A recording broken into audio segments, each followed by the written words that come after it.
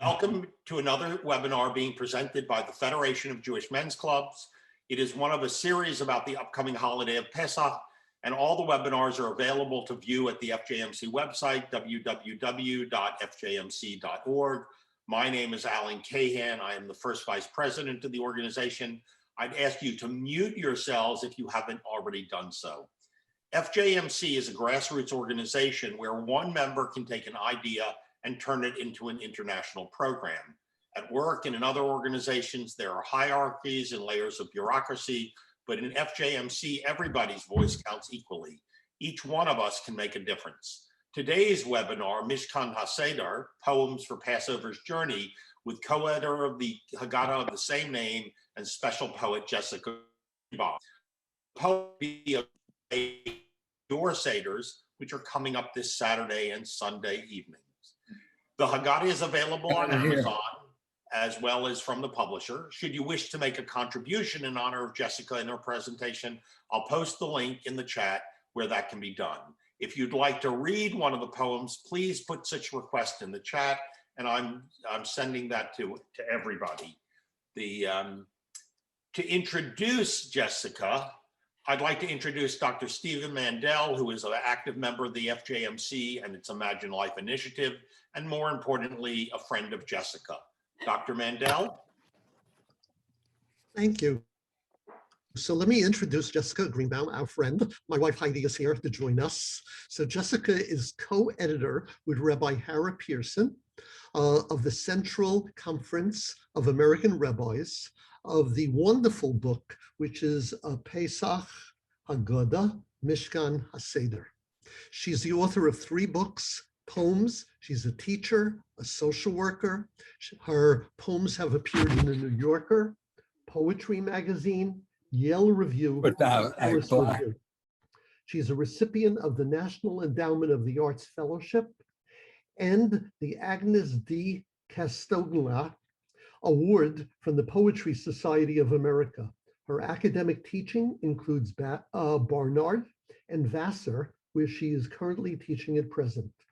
Outside academia, she teaches at the Manhattan Central Synagogue and the Brooklyn congregation Beth Elohim, related to Jewish themes to contemporary poetry, and also teaches for communities who have experienced trauma, including Footsteps, the nation's only agency for people who have left ultra-Orthodoxy, and for cancer survivors of the Children's Brain Tumor Foundation. She is co-editing an anthology around the subject of trees, which will appear next year. So I have 3 questions to ask Jessica, and then Alan and Jessica will take over. So the first question, Jessica, is what inspired you to do this subject? Well, thank you all so much. Thanks for hosting and inviting me to this evening. I really appreciate it. Thank you, Stephen. Hi, Heidi. Thank you all.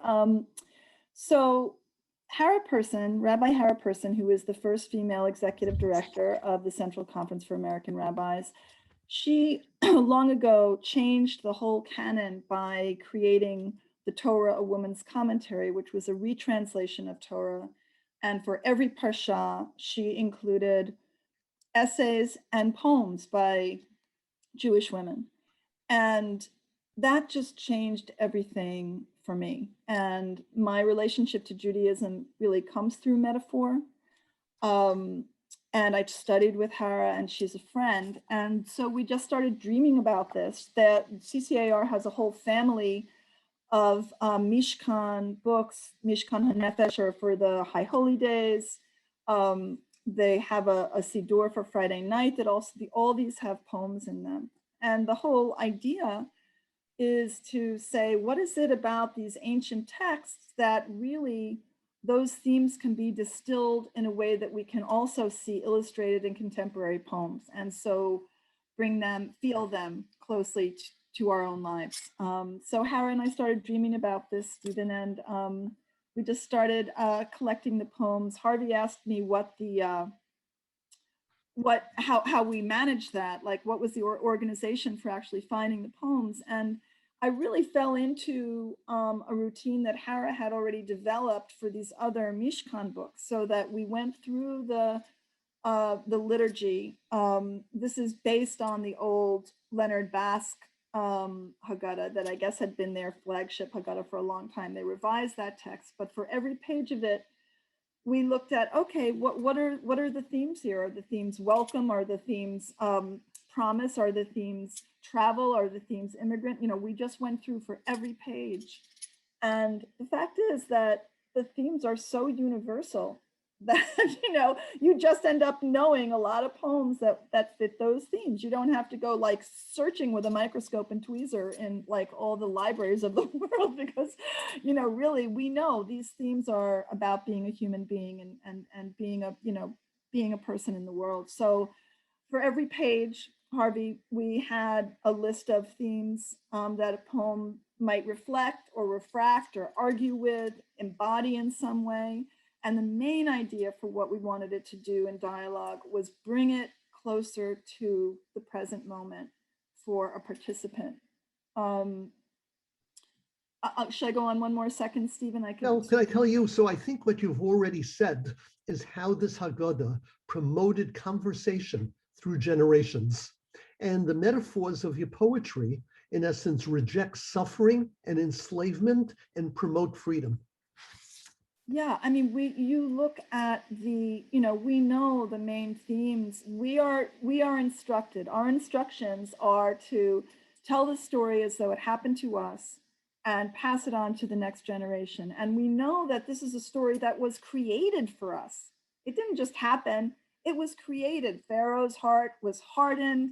The plagues got bigger and bigger and bigger. We had an arc, we have a drama, we have a leaving of a pressure. First of all, we have the asking for help. The Jews had to first ask for help before God responded.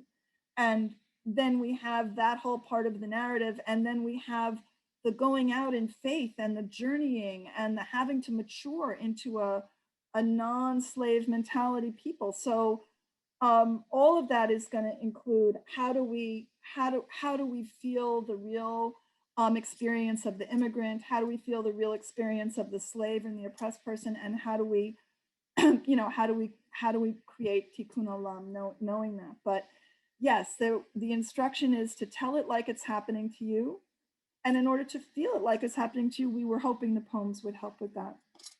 Wonderful. So I'm going to go on mute now and let you and Alan take over. Okay. Alan, should I start sharing the screen, do you think? Sure, do that. Okay, so guys, what I'm going to do is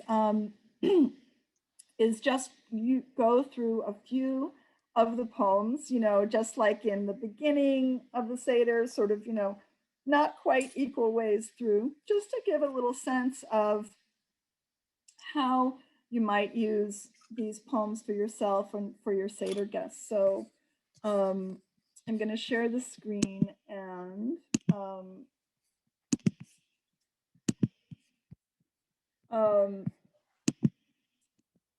And if anyone would like to read other than myself, please send me a, you know, raise your hand or send me a chat and I'll be glad to call on you. So let's see, here we go.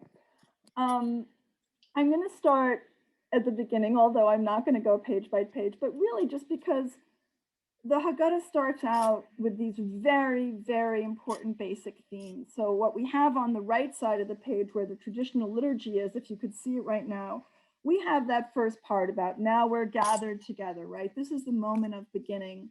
And so we consider these two poems that accompany us at that moment to be poems of major thematic value for our whole evening. So will someone read 151st Psalm? If someone doesn't, I'll read it. Okay. Immigrant God, you follow me. You go with me. You are a distant tree. You are the beast that lows in my heart's gates. You are the dog that follows at my heel. You are the table on which I lean. You are the plate from which I eat.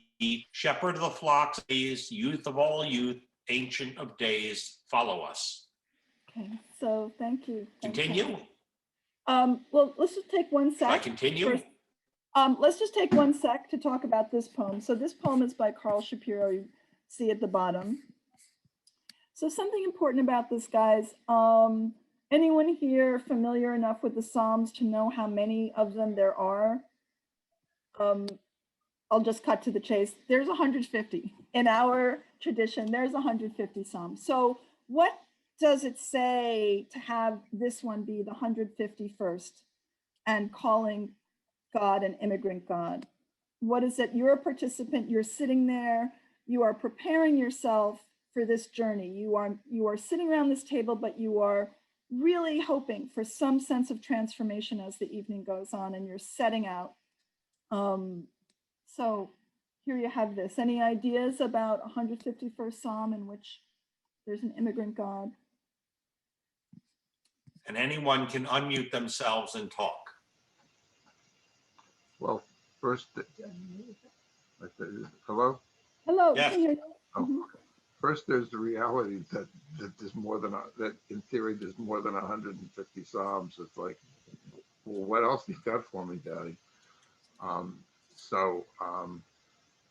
then the question is, well, what do you want the 151st Psalm to be?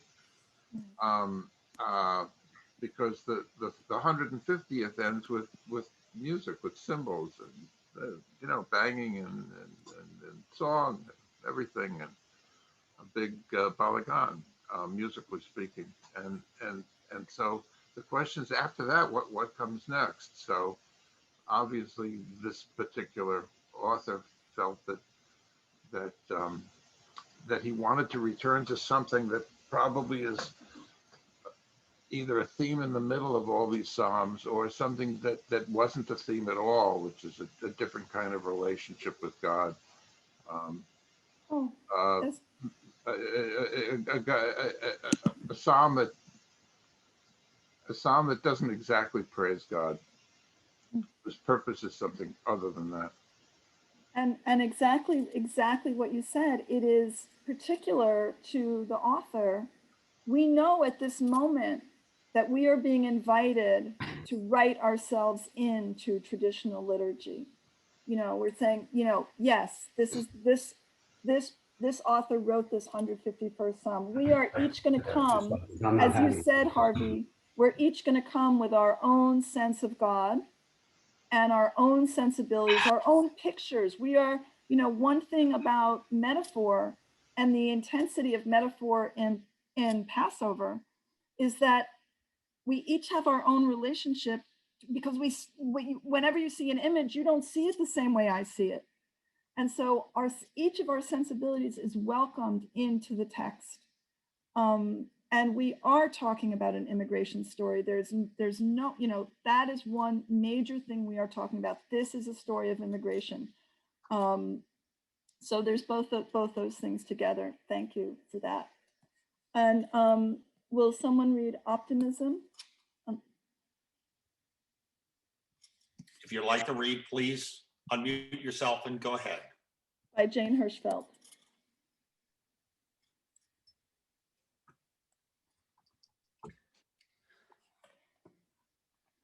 Okay, I'll continue. Go ahead. No, go. I'll read. Good. Optimism. More and more, I have come to admire resilience, not the simple resistance of a pillow whose foam returns over and over to the same shape, but the sinuous tenacity of a tree. Finding the light newly blocked on one side, it turns in another. A blind intelligence, true, but out of such persistence arose turtles, rivers, mitochondria, figs. All this resonance, unretractable earth. Thank you, Heidi.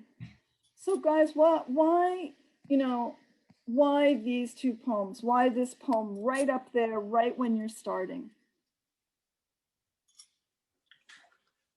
Because the story is an optimistic story. That for all the the Chazarai we had to deal with. The Israelites were able to leave, and it's 2021 still survive. Yeah, yeah, beautiful. That's like just has to go along with, that is just a major, that's like part of the trunk of the tree, right? We have to have that with whatever the other parts are going to be. We have to have that part really close to our hearts to encourage us. The search, So, go ahead. the search for sunlight is not a straight line. The search for sunlight is not a straight line. Nice. You know, that's interesting because there are these beautiful little poems in here actually about, there's two of them about moonlight on the water. And in one of them, the light is going straight, because we're celebrating under a full moon. That's one of the great gifts we have for the holiday.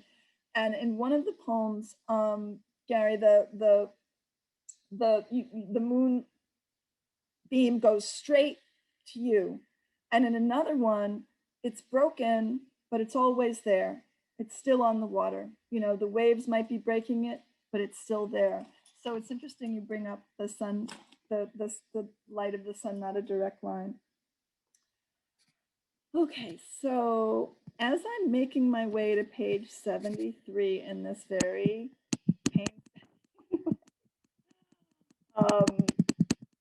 what I want to say really, again, in general, is that the idea is to invite the whole self. I mean, if you take to heart this notion that we really are supposed to actually be reenacting a change in the self, you know, it has some correlation to me to Yom Kippur, that we get to start again.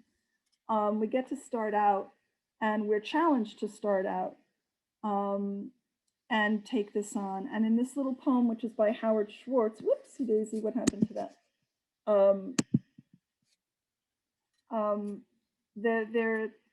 We're in such a moment of taking the story on. So Howard Schwartz, by the way, who wrote this, you guys might know him. He's a great man of Jewish letters. He's a poet, of course, but also has anthologized many folk tales. Miriam's tambourine and Elijah's violin. These are wonderful compilations from 1,000-year-old stories. And I feel like from that same sensibility of putting those together, he wrote this poem. So at this point in River Dream, what's happening in our story is that the midwives are refusing to follow Pharaoh's, what's that word? It's like an indictment. I can't think of it. You know, that his rule that they should be killing the children. And they make up this story about how, you know, the Jewish women are just, you know, the babies are just born. We can't help it. We can't kill them. It happens too fast. And it's the part of our story where Moses's mother is putting him in a basket, knowing she has to hide him and setting him adrift. So here we are at that moment, and we are trying to live in that moment at the table. So will someone read River Dream? Lori, can you read?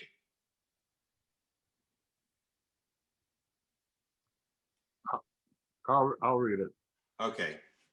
In the dream, I'm on one side of the river, and there is a woman bathing a baby in the cool water on the other side. As evening falls, she places the baby in a basket and sets it afloat. To me, even though she can't see me, she knows I'm here, waiting for the basket to arrive. Nor can I see her, but I know she has set it adrift. Thank you, Harvey. So I'll tell you what that reminds me of.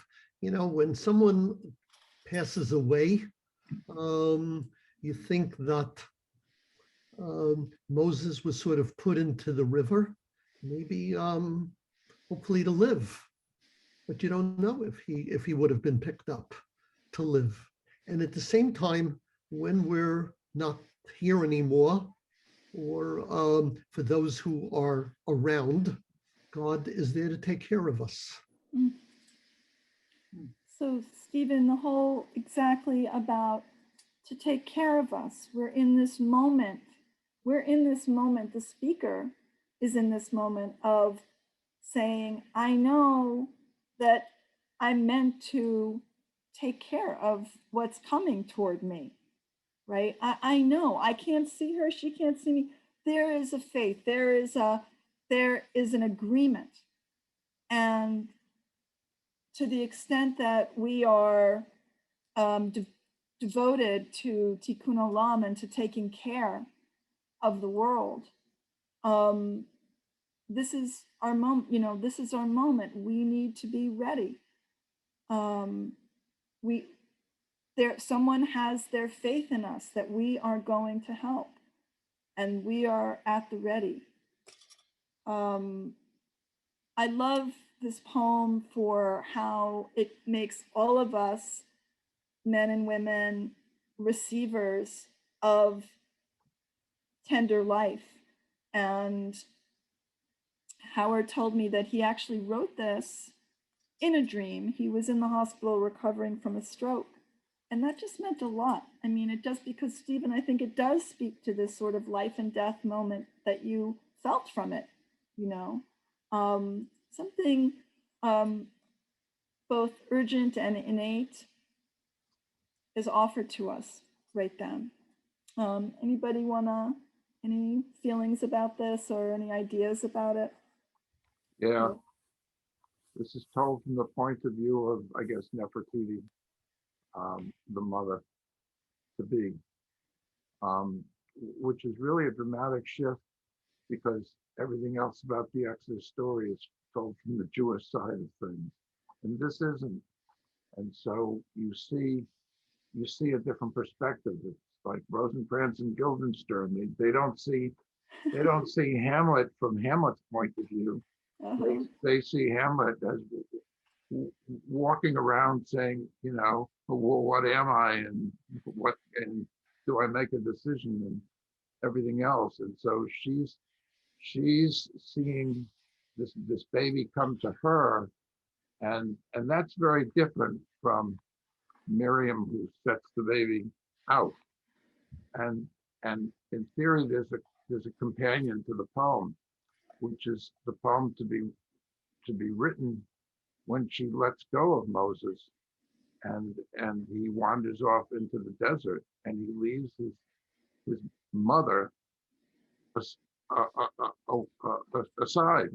He casts her aside, leaves her, and you know, there's that second dream of loss, and this kind of augurs that.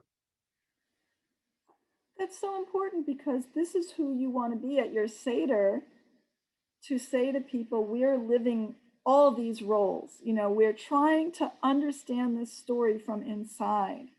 So that's just wonderful. You know, what if you were, you know, what would it be like to be the mother? So thank you, Harvey. That's really, really wonderful. I'm gonna skip along here, guys. And so just again, envision that we're sort of hopping through quarters of the Seder at a whole time. Not that you couldn't have a perfectly fine Seder doing that. And so it just gives you a little bit of a sense. Okay, here's this little poem, New City by Rachel Haddis. Who'll read it for us?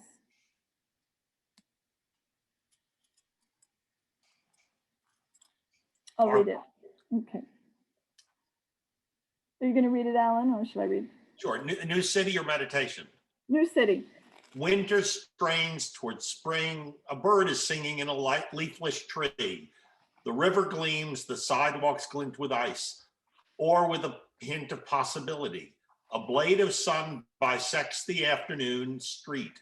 In such a slippery spot I fell, righted myself, stood up, and found myself no longer in the winter, but in a city and a season slyly disguised as ordinary, yet transfigured The grime of dailiness was all rinsed clean.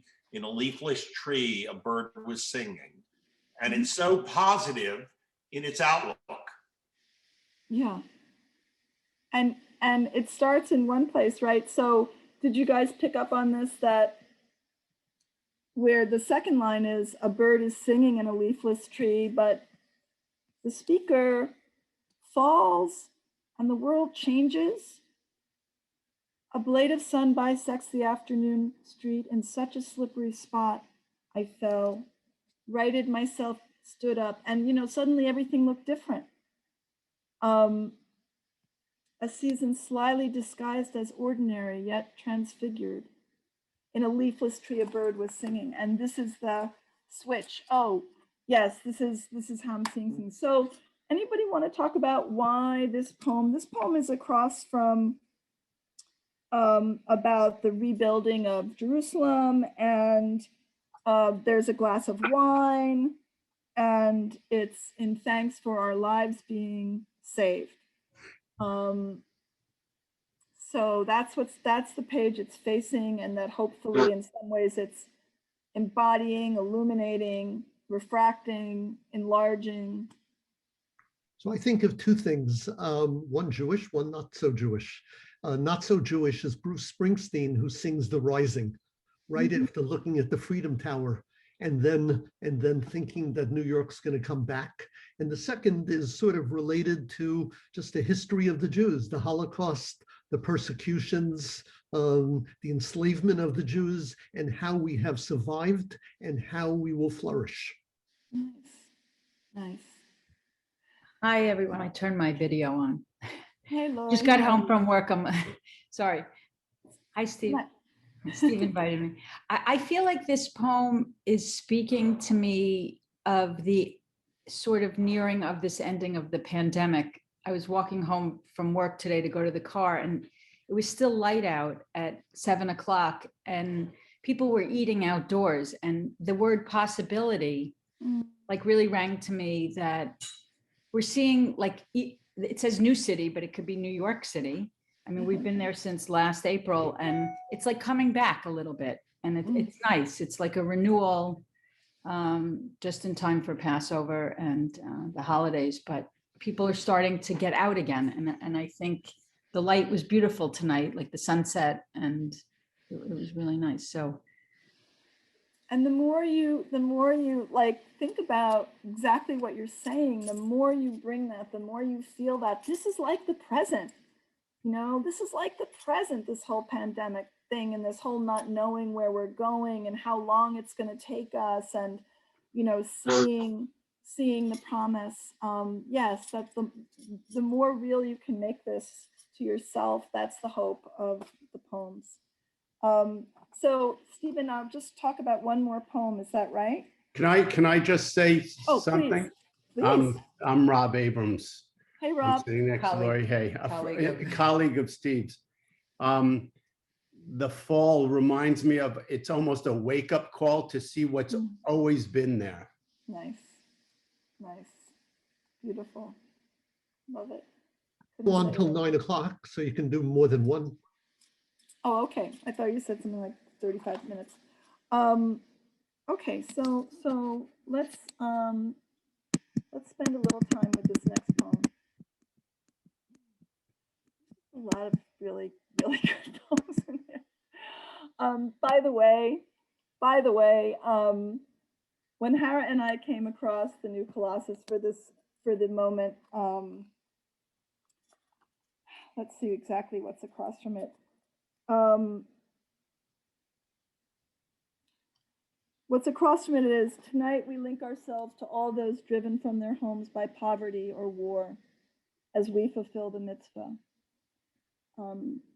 And, Hara and I read a lot of poems. We had a great time over those 4 years, but I can tell you that this poem is the only one where we burst out crying at the end. And in part, it was, well, anyway. So who will read these words that we mostly know just a few lines from Emma Lazarus, but I think the sonnet, the whole thing might be worth it for us to be renewed by. Anybody want to have it go through your Yeah. voice? Not like the brazen giant of Greek fame, with conquering limbs astride from land to land. Here at our sea-washed sunset gate shall stand a mighty woman with a torch, whose flame is the imprisoned lightning, and her name, Mother of Exiles. From her beacon hand glows worldwide welcome. Her eyes, her mild eyes command the air-bridged harbor that twin cities frame. Keep ancient land your storied pomp, cries she with silent lips. Give me your tired, your poor, your huddled masses yearning to breathe free, the wretched refuse of your teeming shore. Send these, the homeless, tempest-tossed to me.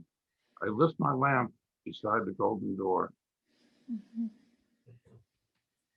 Thanks. Stephen. What this reminds me of is the Jewish saying, strangers in a strange land, and be kind to your neighbors. And your neighbors are not only those in your family, but it's, as you said, the tikkun olam, to be welcoming and gracious, and to look at the people, and no one is really the other, that we're all human beings, and we all have to give each other respect, which is even more important these days. Yeah, thank you. Yeah. Yes, we were strangers. We know what it's like to be strangers. And I just want to say, I think this is a social action, Haggadah, and if that's something that you want to really embrace in a certain way, in a real way, I just want to say, I think it's fine to mention to your Seder guests to have a charity they want to pitch. Maybe it's going to be at dinner time. But there's something about saying these things and not doing anything that just doesn't feel that good. Even if among you raise $25 or $36 or $18 or whatever it is, it's more than nothing. And I think that the same way we want to live this story, it's great to try to live what the directives are within it. Let all those who are hungry come and eat. Find a food, find a food charity. Tell your Seder guests, like, hey, come up with one and we'll donate to it at that night. I just want to say that. Okay, so we've really moved along. We somehow got through the whole Magid really quickly. That was really probably the quickest anyone has ever gotten through the Magid. And we've moved to the Moror. I want to go to a slightly longer poem, which I just think you guys will like. And Heidi, it might be a poem you know. So let's see. Is this too small? This is too small, right? I'll make it a little bigger and I'll read it. So this is a poem by Tony Hoagland, who died just a few years ago, called Entangle. And where we are in the moment, where we are in the story, is the Hillel sandwich, and we are mixing the sweet and the bitter. So here we are with Entangle. Sometimes I prefer not to untangle it. I prefer it to remain disorganized, because it's richer that way. Like a certain shrubbery I pass each day on Reba Street in an unimpressive yard in front of a house that seems unoccupied. A chest-high spreading shrub with large, white, waxy blossoms whose stalks are climbed and woven through simultaneously by a different kind of vine with small magenta flowers that appear and disappear inside the maze of leaves like tiny purple stitches. The white and purple combination of these species, one seeming to possibly strangle the other, one possibly lifting the other up. It would take both a botanist and a psychologist to figure it all out. But I prefer not to disentangle it because it is more accurate. My ferocious love and how it repeatedly is trapped inside my fear of being sentimental, my need to control even the kindness of the world, rejecting gifts for which I'm not prepared, my apparently inextinguishable notion that I'm moving toward a destination, I could probably untangle it. Yet I prefer to walk down Reba Street instead, in the sunlight and the wind, with no mastery of my feelings or my thoughts, purple and ivory and green, not understanding what I am, and yet in certain moments remembering and bursting into tears, somewhat confused as the vines run through me and flower unexpectedly. So a poem like this is a poem. There's a reason why you can't read too many poems and still ever get to dinner and keep your company happy.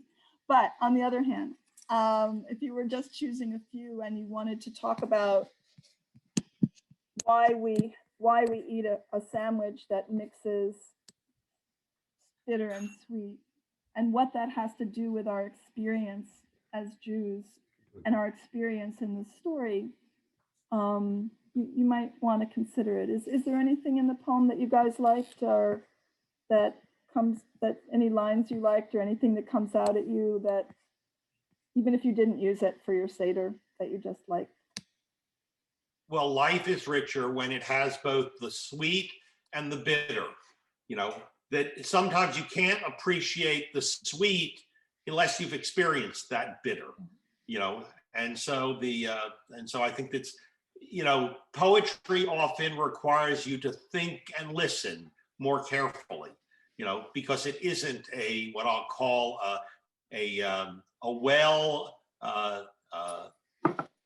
well observed form of relaying information. You know, other than limericks, you know, or cute poems. So it makes you have to really think about what it's trying to say and apply it to your life. And so I think that this does it well. It does it very well. Thank you. And also limericks have their place. It could be fun to ask your guests to write limericks, by the way, and haiku. I mean, there's nothing to say it all has to be Entanglement by Tony Hoagland, but also that we don't know how much one is causing the other to flower. You know, we don't know. We only know that this is what it's like to be a human being. So is it sort of like, you know, for the wedding, you break the glass, you think that the world has its challenges, and for the flower, you want to grow together and make strength. Yeah. And we, you know, we've broken the matzah to begin with, you know, right from the beginning, right from the start, you know, and it never breaks evenly. It looks like it has serrated lines, and yet it never breaks evenly. Like, and it will never, even when we find the afikomen, it's not going to go back perfectly. It just isn't. This is not our plight, you know, to have that. We are not going to get that kind of gratifying perfection of wholeness. We're going to get something else. So, so this little poem called "The Secret" by Denise Levertov. I'll leave Can I just? Oh, yeah, please. Sorry, there are two things from the last poem, the New Colossus. Yeah. Sorry about that, but no, fine. The Colossus of Rhodes was built as a celebration of the defense against oncoming people, oncoming war. And here, the contrast of the Statue of Liberty that is instead welcoming was popped up to me. Yeah. And the previous poem, vines can't grow without something to lean on or grow against. They can't grow in the absence of something to grow on or with or against. So without those obstructions and the twist and turn of life, there is no vine. There is no life itself. Love it. Twist and turns of life. Perfect. This is how the metaphor deepens what you already understand, you know, of the story. That's what I love about it. It just, you already know these things. There's nothing here you guys don't know. And there's just ways to access everything you've said through the poems. So thank you for all those contributions. As Rob says, it's almost like the Havdalah candle or the braiding of the chali. Yeah.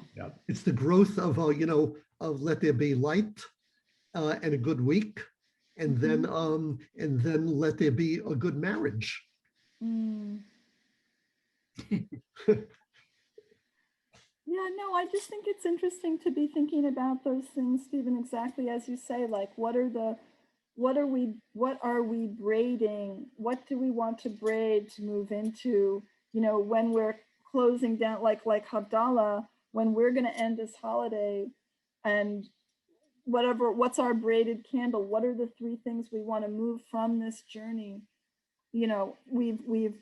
We've asked ourselves what narrow place we're leaving from, and we're trying to leave from it. We're trying to grow through this unknown time into this opening out into some kind of promise about the self and the world, and what braided things do we want to bring with us. I love that.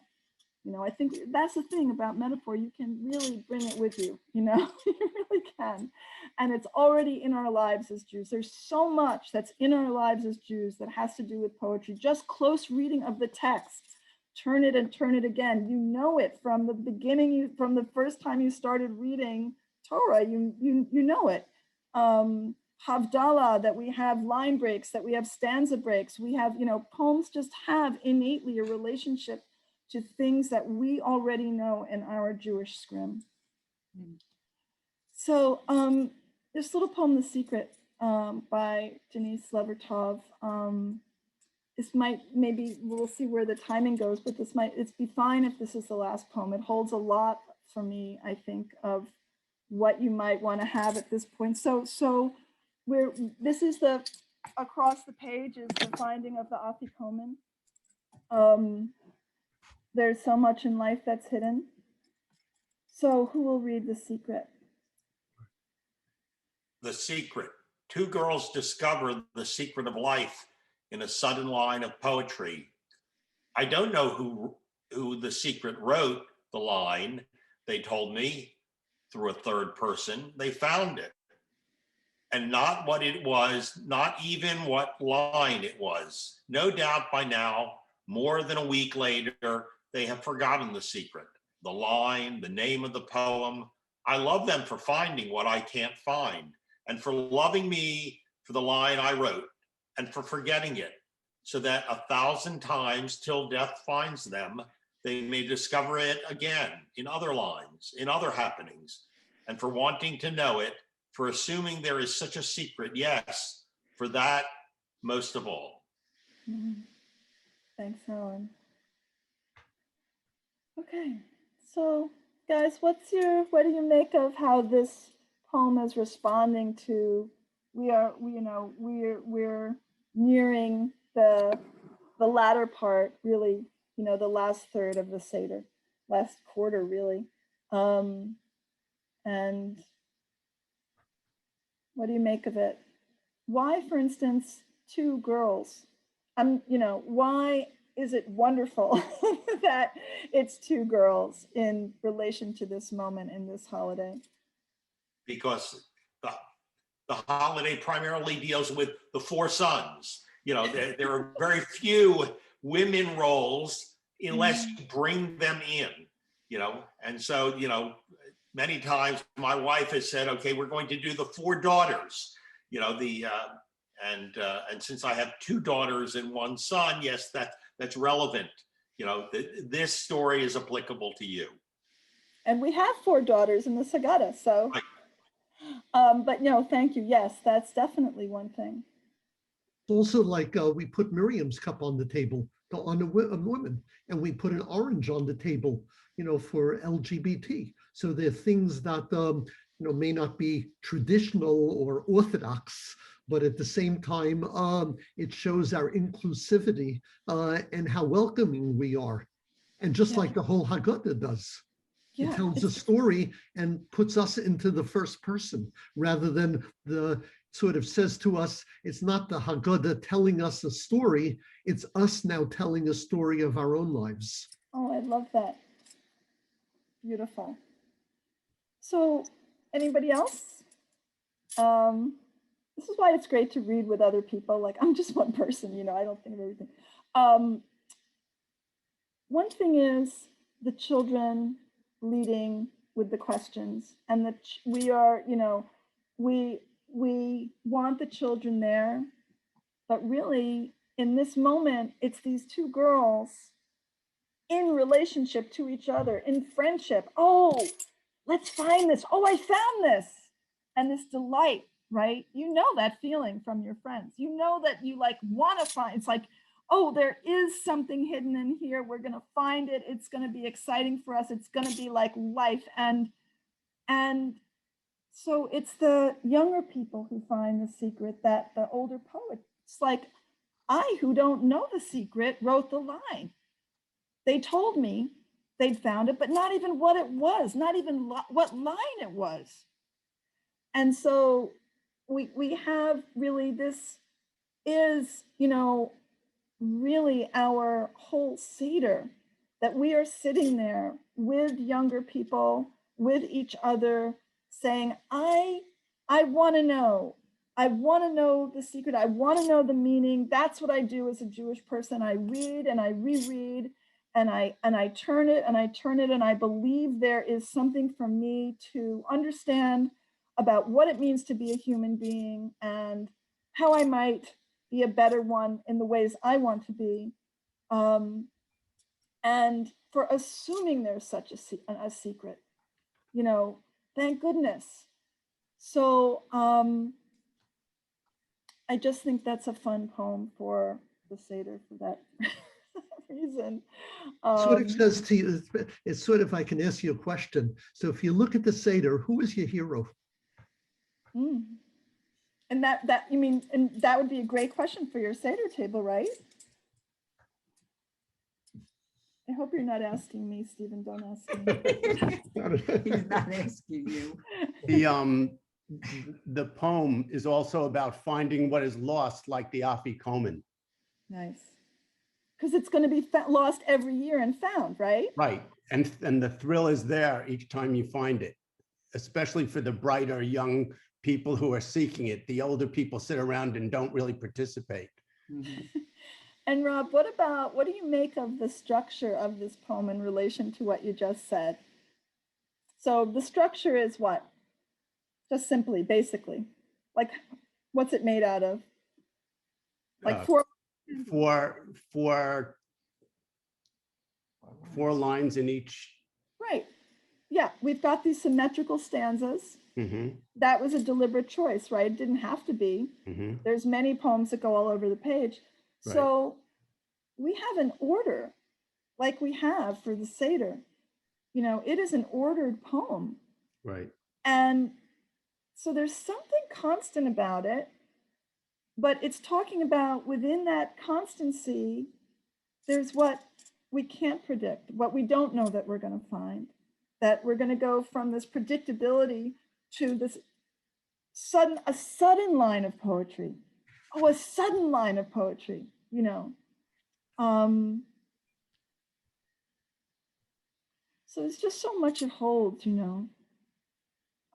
Sort of the whole Seder reminds us of gratitude, gratitude for, you know, going anywhere around the world, and even though they're less Jews, but sort of they're all doing the Seder on the same night, and we sort of feel like a togetherness. Yeah, that's such an intense feeling, and the feeling that we're journeying together. Everyone's journeying together at that moment too.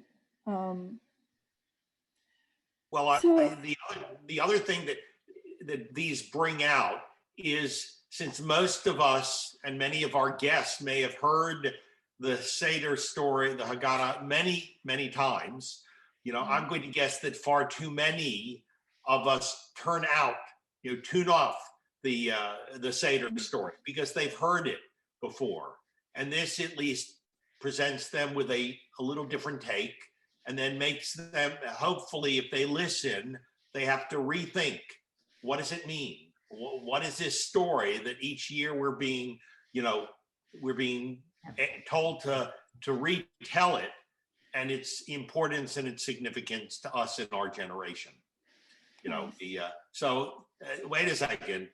I don't see any finger of God and the hand of God, and whether it's 40 plagues. Okay, less traditional. All of that's one. I think that's wonderful. Jessica, I have a question. Yeah.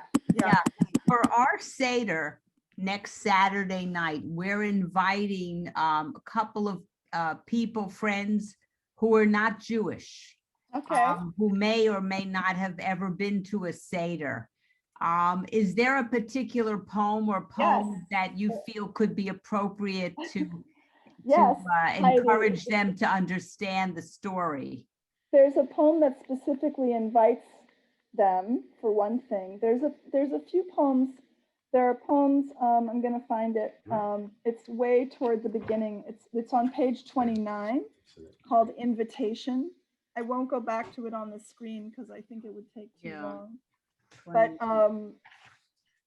okay, Invitation, right. will you read it, Heidi? Because it'd be great. Oh, all right, I'll read it from the book. Invitation.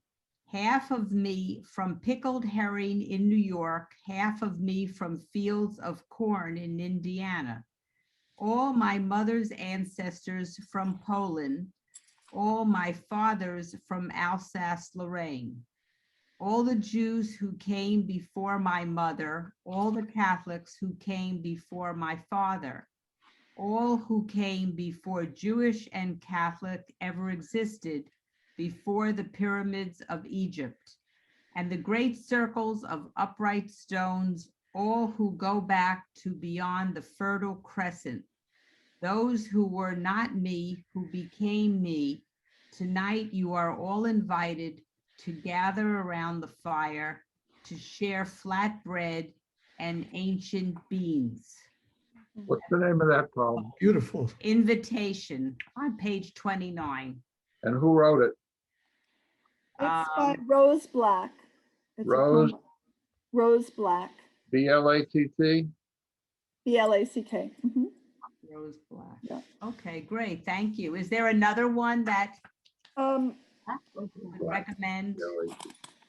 I'm gonna think about it, Heidi. Okay, you could let me know. So then we're going to Yeah. finish up with Praise Multi-Lated World, and then this will be the last one, I And think. this will be closing music. I want to say that the other poems that hope to offer inclusion is a poem called Dayenu, that's for otherly able children.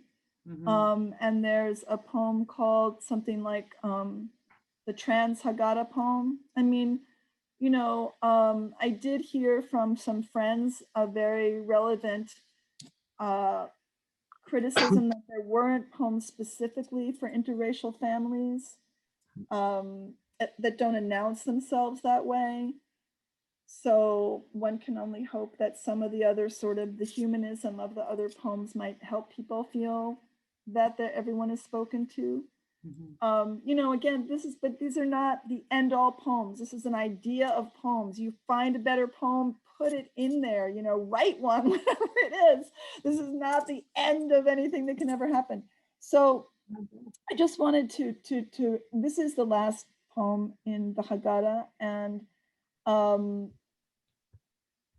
it was written by the great poet Adam Zagajewski, who died yesterday on the first day of spring. Really? On World Poetry Day. And it's the poem that maybe many of you know from after 9/11. It was on many people's refrigerators. It was the back page of the New Yorker after that. I think it's probably, I don't need to read it because it's late, right? It's after 9. I don't want to keep people. But wait, Alan, what are you saying? Read it. We Read it. started late. Okay. We started late. We can Yeah. then play. All right. So, and here you see Adam Zagajewski. Try to praise the mutilated world. Try to praise the mutilated world. Remember June's long days and wild strawberries, drops of rose wine, the nettles that methodically overgrow the abandoned homesteads of exiles. You must praise the mutilated world. You watched the stylish yachts and ships. One of them had a long trip ahead of it, while salty oblivion awaited others. You've seen the refugees going nowhere. You've heard the executioners sing joyfully. You should praise the mutilated world. Remember the moments when we were together in a white room and the curtain fluttered. Return in thought to the concert where music flared. You gathered acorns in the park in autumn and leaves eddied over the earth's scars. Praise the mutilated world and the gray feather a thrush lost and the gentle light that strays and vanishes and returns.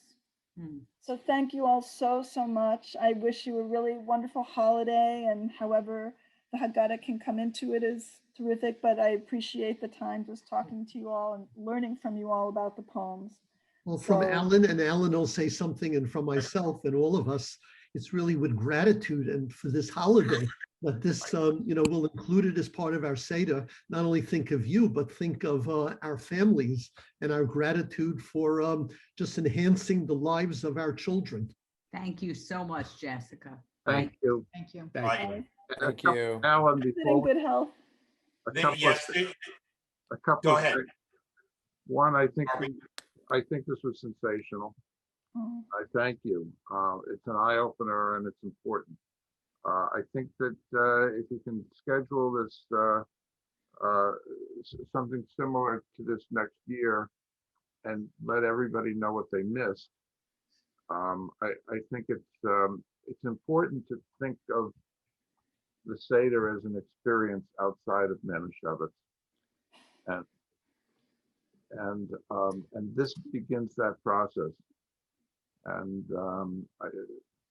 I, as Alan knows, I did some work on K-Rub over the years. And one of the takeaways among many was that for the Jewish partner of an interfaith couple, there are two experiences that he or she returns to. One is lighting the candles on Friday evening. The other is the Seder. Without those two experiences, a Jew in an interfaith relationship becomes lost or unanchored.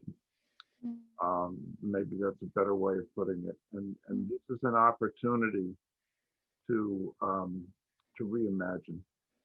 And if we lose sight of that, if we let the Seder experience just simply happen without thought or forethought, we've lost that generation.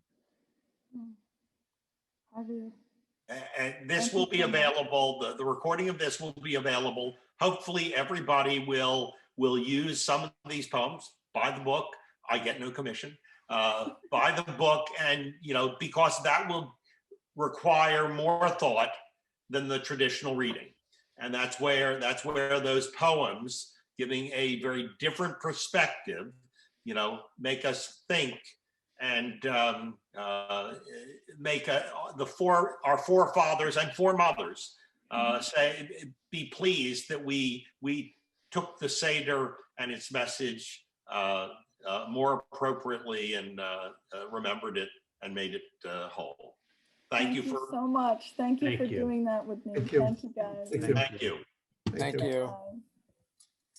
Thanks for everything you said. Thank you. Thank you. Thanks.